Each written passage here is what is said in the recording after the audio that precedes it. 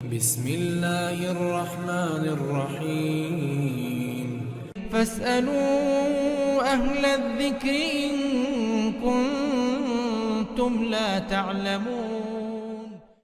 یہ بھائی کا سوال ہے، بھینس کا گوشت کھانا کیسا ہے؟ بھینس کی قربانی جائز ہے؟ کیوں جی بھائیو، بھینس کا گوشت کھا سکتے ہیں؟ کیا دلیل ہے؟ کیا نبی علیہ الصلوۃ والسلام نے کہیں کہا ہے کہ بھینس کا گوشت کھا سکتے ہو؟ جی، اللہ آپ کو جزائے خیر دے، اللہ آپ کو جزائے خیر دے۔ مسئلہ یہ ہے میرے بھائی، ایک ہوتی ہیں عبادات اور ایک ہوتے ہیں معاملات۔ ایک کیا میرے بھائی، اور دوسرے نمبر پہ معاملات۔ عبادات میں یہ اصول ہے کہ کوئی بھی عبادت جو آپ نے نہیں کی یا نہیں بتائی ہم نہیں کر سکتے۔ وہاں پہ یہ نہیں کہیں گے کہ آپ نے منع نہیں کیا۔ جو بھی عبادت آپ نے نہیں کی یا نہیں بتائی ہم نہیں کر سکتے۔ کیوں؟ کیونکہ آپ نے فرما دیا، بخاری شریف کی حدیث ہے، من احدث فی امرنا ھذا ما لیس منہ فہو رد، کہ جس نے ہمارے دین میں کوئی نئی چیز نکالی تو وہ نئی چیز ریجیکٹ ہے، مردود ہے، ناقابل قبول ہے۔ یہ اصول کس چیز میں ہو گیا؟ عبادات میں۔ عید میلاد النبی لے لے صلی اللہ علیہ وسلم، کوئی کہے جی ہم مناتے ہیں، آپ نے اگر بتایا نہیں تو منع بھی نہیں کیا، ہم کہیں گے کہ آپ نے اصول دے دیا ہے کہ ہر نئی عبادت منع ہے، مردود ہے، ناقابل قبول ہے۔ تیجا، ساتواں، 40واں برسی، آپ نے ایک لین میں اصول بیان کر دیا، لاکھوں بدعتیں اس میں آ گئیں۔ کسی بدعت کی اجازت نہیں ہے۔ کوئی پوچھے جی بدعت کا نام لے کے بتاؤ کہ نبی صلی اللہ علیہ وسلم نے منع کیا ہو، ہم کہیں گے تمہاری بیوقوفی ایسا سوال کرنا۔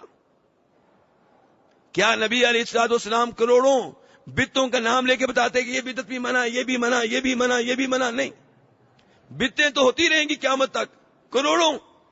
تو آپ نے اصول دے دیا۔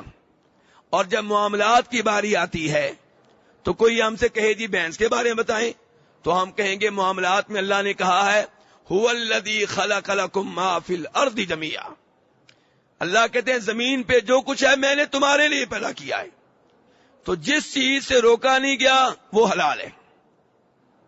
معاملات میں جن سے روکا گیا وہ چند ایک چیزیں ہیں، جن سے روکنا تھا شریعت نے ان کے نام بتا دیے، ان کے بارے میں اصول بتا دیے، اور جن سے نہیں روکا وہ ساری کی ساری جائز ہیں۔